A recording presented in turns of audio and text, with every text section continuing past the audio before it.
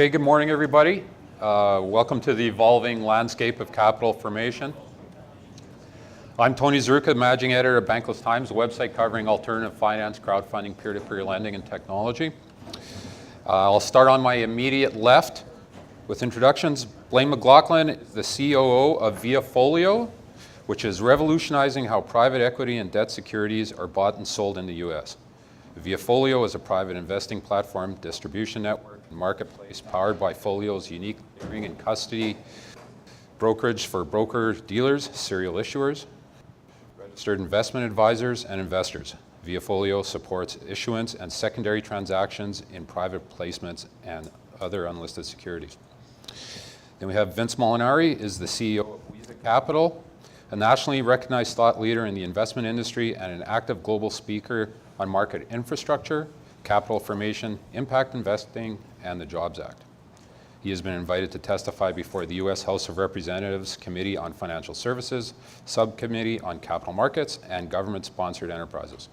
Mr. Molinari has also testified before the SEC's Advisory Committee on Small and Emerging Companies regarding secondary market liquidity. He has participated in authoring 16 comment letters to the SEC. And on my far left, Jeremy Nielsen is the founder and CEO of Assure Services.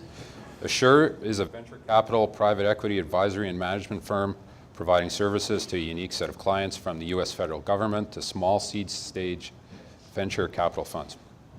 Assure most recently provided due diligence and investment recommendations to the U.S. Small Business Administration on its $1 billion early stage small business investment company initiative.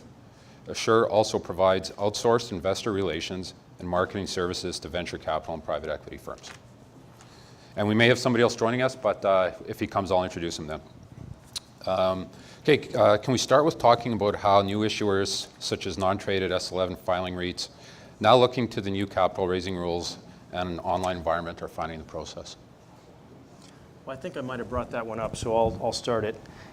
So the question is, for the traditional multi-billion-dollar REITs, the Inland, the Cole, the KBS, Harbor, are they looking at these new rules? Are they saying, is state-specific filing and merit-based approval the way to continue that they have been doing in the past with broker-sold products with roughly 10% commissions, or is the marketplace demanding something different?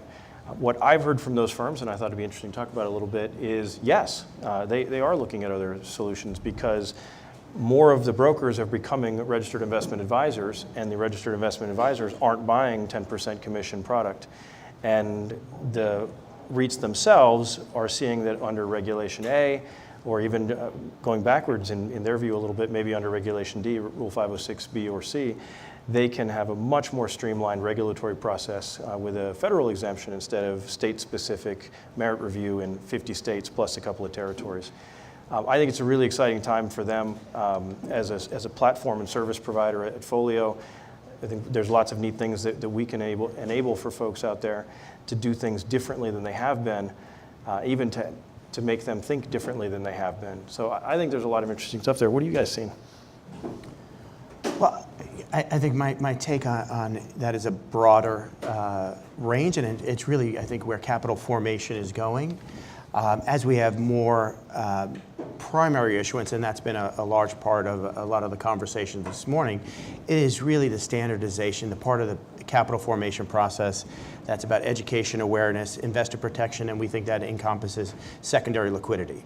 So on all of the instruments across the board, we've been very focused on creating what we think is the most robust alternative trading system for a utility for the space for secondary liquidity, and a recently approved quotation bureau to give mark-to-market and indications of interest on a 24/7 basis for all unregistered securities. So I think when we start to tie those as a stream of consciousness to the sector itself, whether we talk about individual categories, but holistically, secondary liquidity across the spectrum, I think, is paramount to the capital formation process.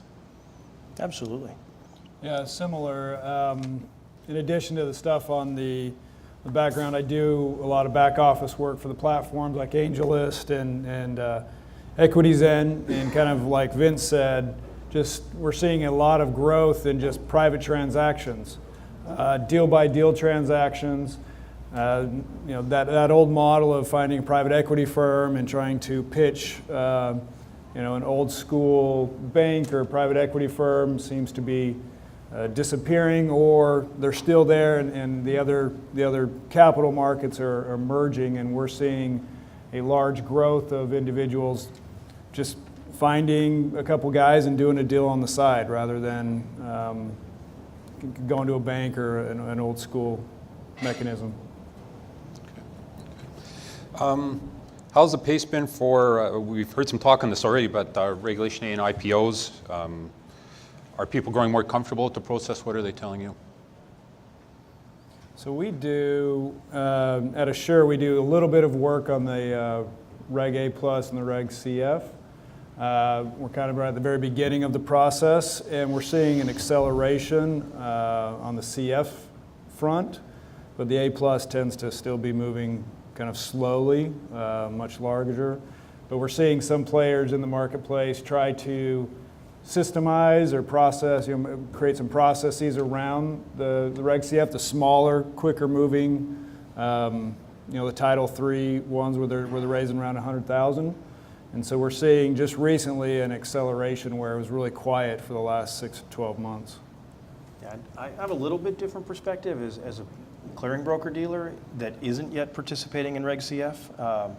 We're still looking for some guidance from our regulators on what a clearing broker dealer can and can't do in the Reg CF space. It wasn't exactly contemplated from the start. Whereas in the Reg A space, or really the IPO space, a lot of companies that and the bankers that work with them that were saying to us, we need you to support S1 IPOs, we need you to do the traditional IPO closing, pulled back and said, no, we didn't mean that. We meant this Reg A IPO. That's the way to go now. The rules are simpler, the filing requirements are simpler, the legal costs are a little bit lower, and the ability to talk about the offering, to do test the waters, is very valuable. So what we thought was a demand for small S1 IPOs is really just a bigger demand for Reg A Plus Tier 2 IPOs. I think we may be outliers on one of our platforms, and we operate multiple platforms across impact investing, family office platform. And I think what we've seen really is the acceptance of large family offices on the platform around Reg D type offerings, deal sharing and syndicating amongst family offices in direct deals, which has been a bigger change that we've seen over the past 12 or 18 months. Jeremy, when we were speaking as we were setting up this conference, you were talking about the emergence of nano and micro seed funds. Can you talk a bit about that? Yeah, kind of to my other comments, the emergence of this alternative landscape of finance where individuals now, they're kind of shunning the old school kind of heavy, long fundraising, heavy regulations, heavy fees, and they just really want to do deals. And so we've seen a very large emergence of micro or nano funds where someone's invested, just raising $5 or $10 million, and they're just going to do a handful of deals and be done with it. They're not doing a management fee. They're not hiring big law firms to do their docs. And there's platforms that are helping with that, like AngelList, who gives them all the tools that they need to walk onto the platform, bring their relationships. AngelList will give them all the functionality to run a small venture fund, and just make it really slick and easy for them to just get up and running. So no longer do you have to feel like I have to have $100,000 in startup costs to pay for my legal docs and my lawyers and hire an expensive back office services firm, get an audit every year. You can just set up and off you're going. If you have relationships that will invest, and back you in your deals, it's much easier today to get up and running and start investing than it ever has been before. If I could just add to that, I think Jeremy's spot on, and I think one of the, I'm not sure it was unintended consequences or a great intended consequence of the disruption around fintech, reg tech, has been that greater access to capital, but also for the investor coming at a cheaper price. As you dislocate some middlemen or layers in the process, the ability to go direct is now, we seeing it in price compression on offering charges coming down, which has been, we think, a net positive for the environment. What are your first impressions of the Trump administration, and what are they doing to influence capital formation? I've heard some talk with what they're doing with the SBA. Anybody want to dive into that? Or? So I visited, came to town, visited with some of my SBA contacts. They told me that they're kind of at a standstill. Every time a new administration comes in, individuals leave and they're waiting for new hires. And they had 2 programs sunset. The $1 billion early stage venture capital program sunsetted. The impact program sunsetted without any renewal of that. And then they said that they're just waiting basically around for the new leadership to come in and give them guidance or give them their marching orders. So they're basically not doing a whole lot right now. I think the macro theme has been helpful. Going back to Sarah's comment earlier about the Choice Act, kind of unrealistic, I think. But I think if we're in an environment where we can operate and innovate within the existing regulatory framework that we have without adding new regulation is really promising. And I think, and I'll just, if I could throw out blockchain technology for a moment. Sure. It does remind me back to the early days of establishing CFPA and CIPR coming out and technology meeting regulatory framework. So I think when we look at blockchain, amazing technology. But the reality of the world when it comes to financial services, once you move a regulatory framework, whether it's an SRO, broker-dealer, ATS, it is not decentralized any longer. It is maybe semi-centralized. So if we could move that framework to do everything that we do today, clearance, settlement, depository trading, dematerialization, transfer, we have a much healthier, faster, immutable process, but it's not doing anything different than we're already doing. So if we can continue to think about things like that within the administration of how do we move blockchain in the financial world without having to change a whole body of regulation would be really powerful. Sorry. I might just add to that, the feedback that we've gotten in various meetings as CFPA members with some of the legislators is that they're expecting, when things do get going, when all the positions are filled, to see regulations come in that are less burdensome than today's regulations in capital formation, and do try and address some of the feedback that's been provided here today and before, Financial Choice Act being an example of that. I think there's a really interesting section in the Financial Choice Act that lists a whole bunch of agencies to be brought under the sort of federal funding process instead of independent funding. One that's not listed there, because it's not a federal agency to start with, but is probably the most important one for the securities industry, is FINRA. So the question I think will continue to be brought up is, should FINRA continue to exist as a separate self-regulatory organization, or should it be a part of the federal government regulatory system, for example, as part of or under the SEC? That's a big question. It's not the first time it's been raised, but I'm keeping it on the table because I think it's important. Okay. Jeremy, earlier you had mentioned about definitely no more regulations. Something that got big play, of course, in the election was if you're going to introduce a new one, cut two. Just generally, or if anybody wants to pitch in on this, that can help, but that can also harm. Are there things that we should watch out for, regulations we need to protect, and ones that maybe we should reconsider? Well, we've got a current proposal to the SEC for rule change surrounding digital assets. Okay. We think it's another area that needs clear definition from the SEC. Digital assets that are being offered, looks like a duck, quacks like a duck. Guess what? It's a duck. It's a security. Once our hope is definition from the SEC and opining on that, then you have a clear waterfall of it is a security. What exemption is it being offered under? You need a broker-dealer. You need an ATS for secondary trading. And guess what? Registered people have to distribute that security. The SEC, I think, is pretty clear in their position by their enforcement action of what they've been taking around that industry, Dow token and others.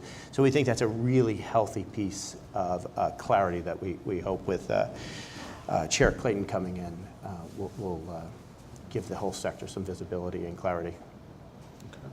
Yeah, when kind of the views that I had about Reg A plus and some of the crowdfunding felt a little bit like the SEC was unsure as to how successful they wanted it to be, and they added a lot of rules that seemed clunky and cumbersome, expensive. My experience in the market has been that the SEC put something out, Jobs Act, and there's some rules, and the marketplace kind of fills that in. And so I was there kind of from the beginning with AngelList. We do all of AngelList back office work for them. And as soon as the Jobs Act rules came out, the very first deals came to me and my firm. And so we've seen how it's kind of grown, and every time the SEC releases new rules, AngelList, like on day one, will fill that market and try it. So 506Cs, the day those came out, we were doing some of the very first 506Cs.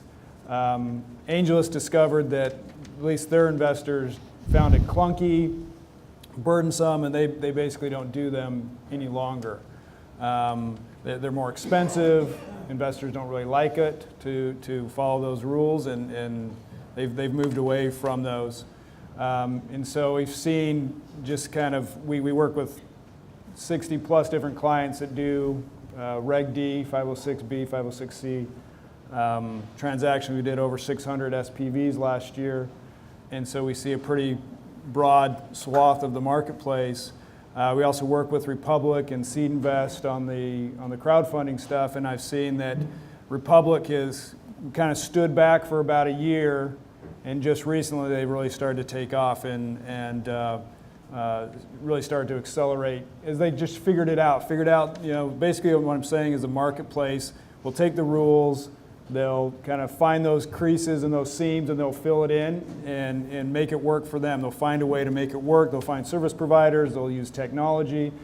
If they're committed to providing a service in the marketplace, they'll take those regulations and make them work for them. And then I think over time, work with the SEC to fine-tune the rules and grow those rules. And that's what I've seen in the marketplace.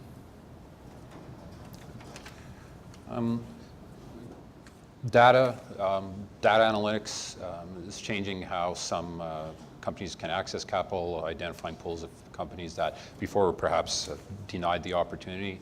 Can you guys speak on that and how that is changing and making the opportunity greater for some new companies? What do you think, Blaine? I don't have much on that. I don't have a whole lot on that. No? Okay, so no problem. Sorry about that. Okay, we do have just a few more moments here, but globalization, does anybody want to talk about globalization, how it's changed the marketplace? Has it changed the marketplace? I get a wide variety of opinions on that. I'll give you a yin and a yang. I'll be one of those, and Vince will be the Take other opposite. side. Sure, whatever Okay. it is. I haven't seen any globalization happening in this new capital formation, as in cross-border investments, because the rules are really unclear or hard. As a broker-dealer, the know your customer requirements for a non-U.S. person are quite high, but that's nothing compared to the W-8 withholding and W-8 payor requirements that go along with that are quite onerous and make it, if not impossible, a barrier that's really not worth doing for the most part. Pile on top of that the custody and the ongoing payment relationship with a non-U.S. person and the ongoing checks for that non-U.S. person, and it makes firms just not really support non-U.S. persons. I see a number of issuers say, hey, well, I've got this non-U.S. person, say a Chinese citizen living in China, who wants to invest in my company. I got to find a way to do it, and they end up taking a direct investment.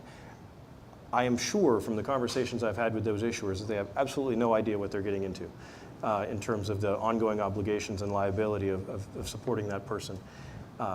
So I'm not seeing a lot of globalization in terms of cross-border investment. I think Vince has the opposite view, or at least has some good experience, so I'll hand it to you. Yeah, I think it goes back to some of the earlier conversation. Right? We're in the early innings. So I think as the world begins to recognize alternative access to capital, alpha capture coming much earlier in the cycle in private companies and the valuation expansion. Look at globally, I think 183 unicorns outside the US. So from a family office platform, real challenge in the origination of the deal when you're having deals stateside, because you can't necessarily leg them into a Reg S type offering for the offshore families. Many families, whether it's AML, OFAC, et cetera, just don't want to be in the process of repatriating capital to the US. So we have a separate non-US platform for the families on that side. But I think where we're going to see a lot of excitement over the next 1 to 3 years, something that we're looking at is private company ADRs that will begin to have a compliance structure of how foreign issuers, particularly that are private, can be available to U.S. investors. So I take that side of the cross-border work. So, with our business, we see a lot of foreign investors. So probably 90% of all of our SPVs have at least one foreign investor in it. I think there's kind of a different separation between a very wealthy, highly wealthy individual putting in millions, family offices on non-US, and those that are putting in $1,000. So I think there's a big difference in the decision-making process between those two different investors. And so we see a large number of foreign investors, be it dabbling, be it spending a little bit of their funds in these SPVs, but we see a lot of them in our business. I want to give a few moments for questions. So I know we have a live mic here, so we just want to wait for a second for someone to bring that up. I'm still down again now. Assuming we have some questions. Pardon? Assuming we have some questions. I think we answered everything. But anybody have any questions, or we just want to get to lunch? Lunch. Apparently it's lunch, or is there somebody there behind the pillar? No? No? Oh, over here. Test. Hi, I was wondering if you guys had any thoughts on impact finance and how some of what you had just talked about might be applicable or might actually change, especially in the family office space. I might have an opinion on that. Yeah, the original genesis of our platform, of which was sold to a large family office a couple of years ago, was based upon impact investing. And it was really looking to move the needle a bit from philanthropy to for-profit companies that are also delivering a level of societal, environmental, or cause-related good alongside the profit. And that proved to be a very successful model, particularly when you could think about the power of social media and be able to educate on the mission of the company as well as the availability of the security that they might be offering. So we continue to think that's a very strong sector. We had partnerships with the United Nations Global Compact, U.S. State Department, Microsoft for Africa. And I think as you begin to think about things like Legend M, where they're engaging with the fan base, who are consumers, are becoming stakeholders and consumers, and the transparency, I think it's an awesome model to make a difference.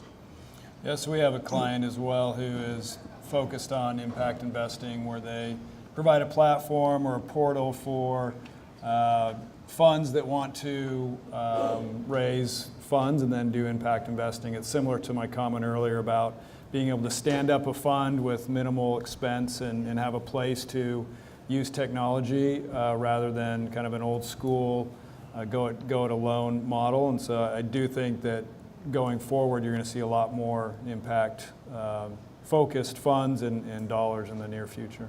Yeah, I'd add to that Folio's primary business is being the broker-dealer platform for some 400 or 500 registered investment advisory firms, and in particular is affiliated with one called the First Affirmative Financial Network, which we think is the largest third-party asset manager for impact investing in the U.S.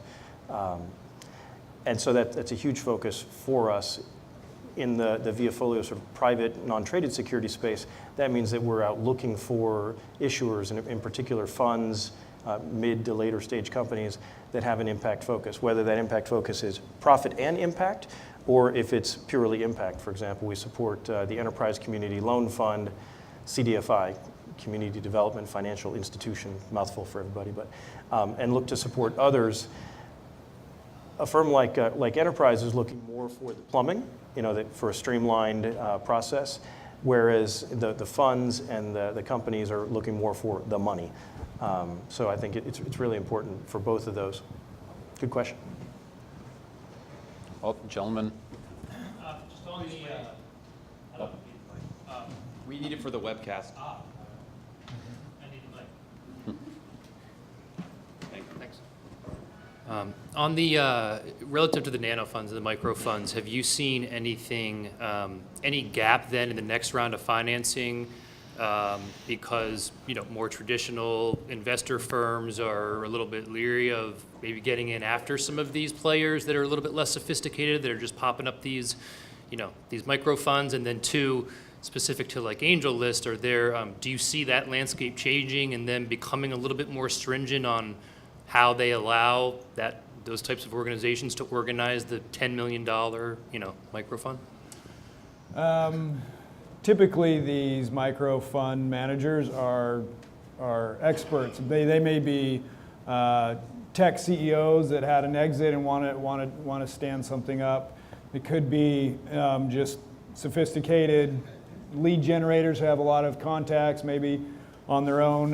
They've invested in a handful of great companies, and now they kind of want to formalize it, where before they were just kind of using their own money, and they would like to do more deals, so they kind of stand up a venture fund.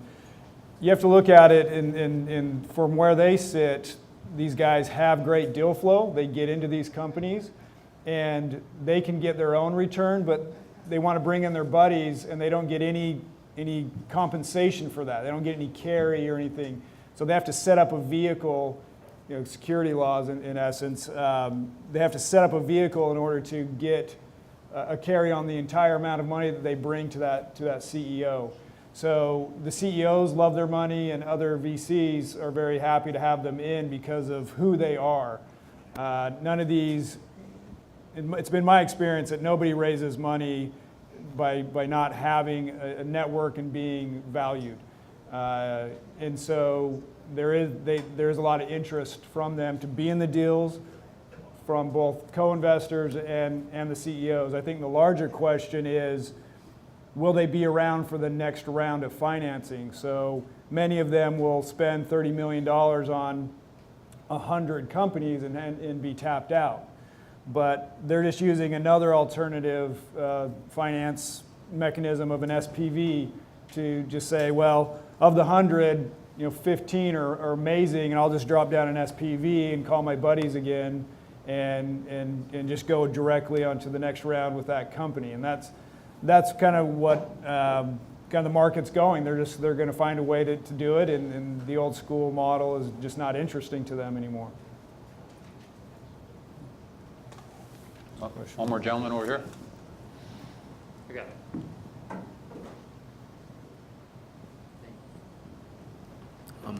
Hello. Hi, my name is Aman. My question is, what do you think is the roles, responsibility, and rights of shareholders who purchase shares in companies and they have a large stake? Do you believe they have, a right to corporate governance of that individual company, or do you believe that that's not, necessarily their responsibility?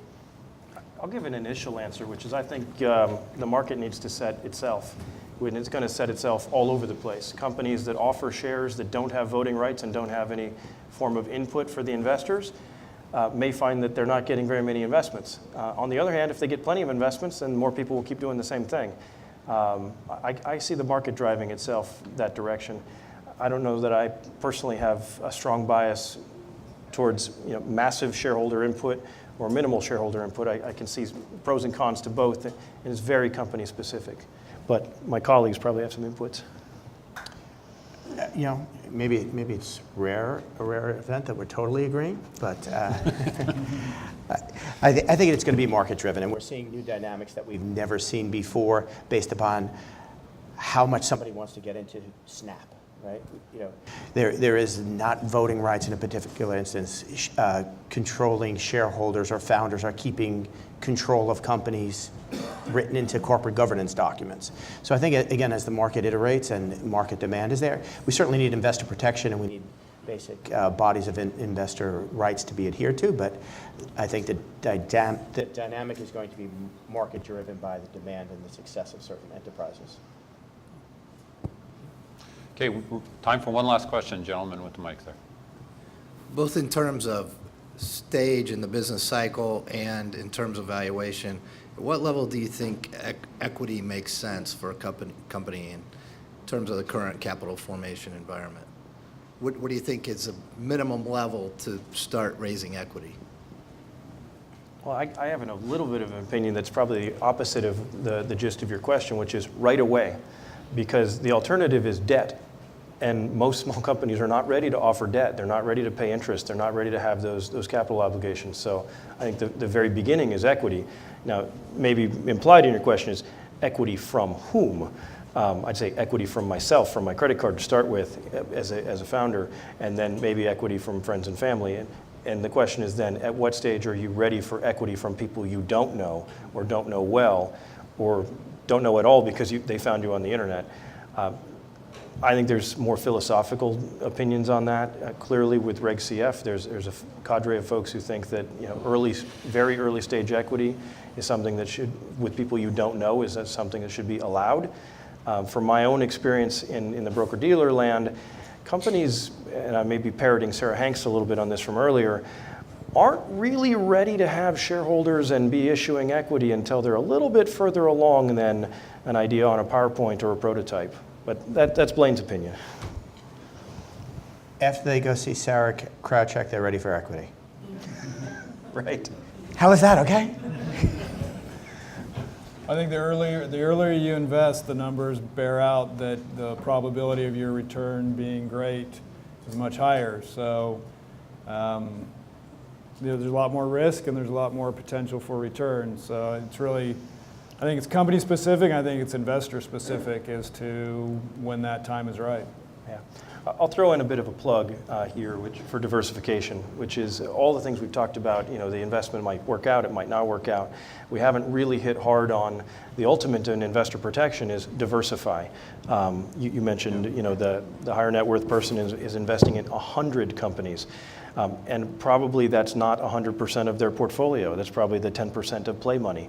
That's the right kind of diversification. And we as platform providers, system providers, technology providers, broker-dealers, and others need to be designing all of our processes around enabling small investment amounts in many investments and easy management tools of those many investments for the investor and the issuer. So the issuers can have hundreds, thousands, tens of thousands, hundreds of thousands of investors without an overburdened customer or investor management process. And at the same time, brokerage platforms and others needs to be able to support tens, hundreds of thousands of investors in very small amounts in any one offering so that they can be highly diversified. Because without the diversification, everybody's going to walk away, except for the 1% who get lucky, really angry. And that's not good for capital formation. So like real estate, it's diversification, diversification, diversification. Great. With that, well, thank you for your attention and thank you for your participation. Thank you.